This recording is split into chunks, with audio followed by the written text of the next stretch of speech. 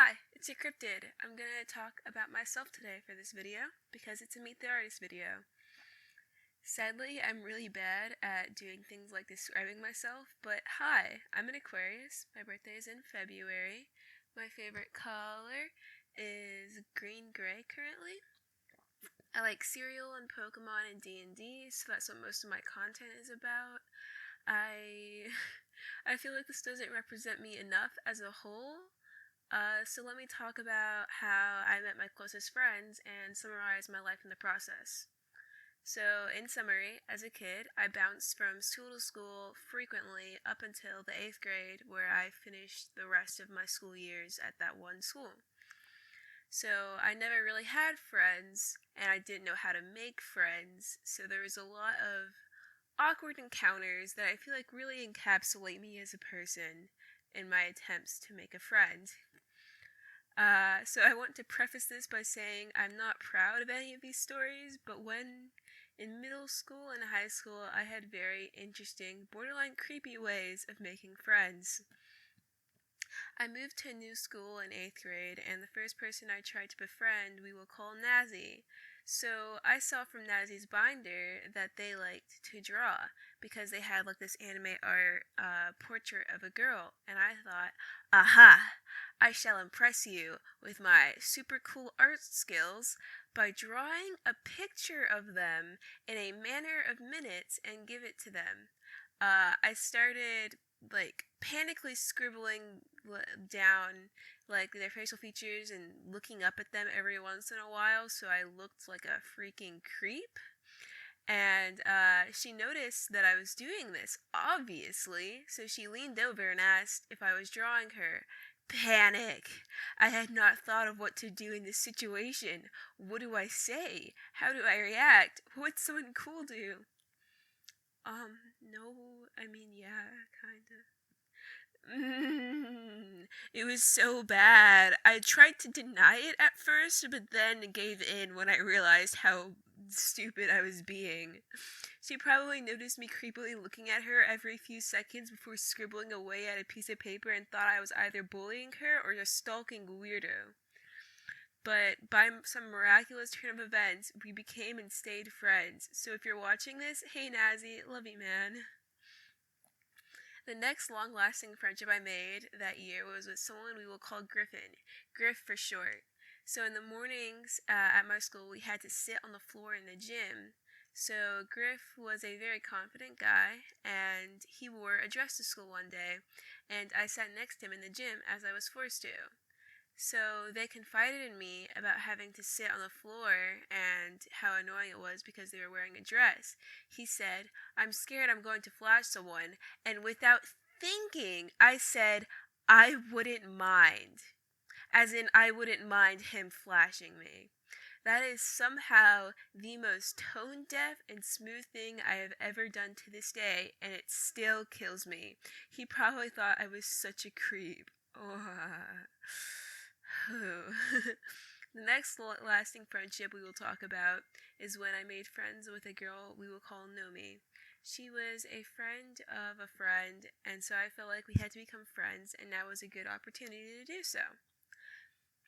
Because during disease year, not everyone was at school, and it was pretty much just me and Nomi. And so I decided to befriend her by following her around from pretty much each class to the next and walking her to and from her car like a stalker. But again, somehow, this helped us to become friends. Magical, I know. I use this same method to befriend the rest of my current friend group. Just blatant persistence and active listening. As soon as I found something that they liked to talk about and that they enjoyed, I would use it again, like non-stop, just reiterating it again and again. I would draw them pictures of the thing they enjoyed. I would send them pictures and be like, this reminded me of you because this is something you're interested in. And I would watch an entire show just so I would have something to talk to them about. If I had no idea what the fandom was, I would just try to get into it, and that way I would be able to somehow scrap a friendship out of them. But now I have a grand total of 7 friends, so it looks like it worked. Back to general information about me. I upload on Mondays and am working on a comic. I'm a pretty shy, geeky person. I like punk fashion and craft DIY projects. As I said, I love D&D, something that's brought me and my brother closer together. So, I don't know. Found it interesting, very validating as a kid. Um, let's see. Some other things I enjoy. My favorite shows are Over the Garden Wall. The art in that show is absolutely insane. I love magical girl animes, and I will not be ashamed of this fact. It makes me no less a man. Um, I like Marvel movies. I like horror movies. I love horror games. There's something so nice about, or there's something so deeply terrifying of putting yourself in the shoes of someone facing such an anomaly and horrific disaster that is just addicting. The true adrenaline from living vicariously through a character experiencing horrific events is just fascinating to me. It's an experience that I feel like I didn't quite get just from watching horror movies. My favorite books, I love the Red Rising series, and for the most part, the books I read have practical application to what I'm doing at the moment, so like a gardening book or something like that, so they're not all that interesting. um, I like Undertale and Deltarune. I like Stardew Valley. I like Skyrim. God, I love Skyrim. I wish it was a more popular game so I could justify doing a video of drawing like my Skyrim characters, but I feel like no one would watch that.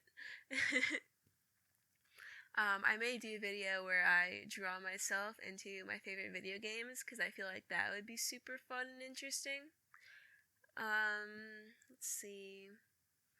Oh, if you didn't know this, I have a hedgehog named Fondue. She is a sweet baby, and all of you should love her and send fan art of her because she's glorious. I feel like that's all there really is to say about me as a person. If I were to describe myself in 3 words, it would be rambunctious, impish, and creative, which makes for a terrifying combination for everyone that has to deal with me, my friends, teachers, and people who were responsible for babysitting me as a kid in particular. And I feel like I could have a whole video on stories about how I would terrorize my babysitters and things. They did not deserve that. I feel bad for them ever having to take care of me because I was awful.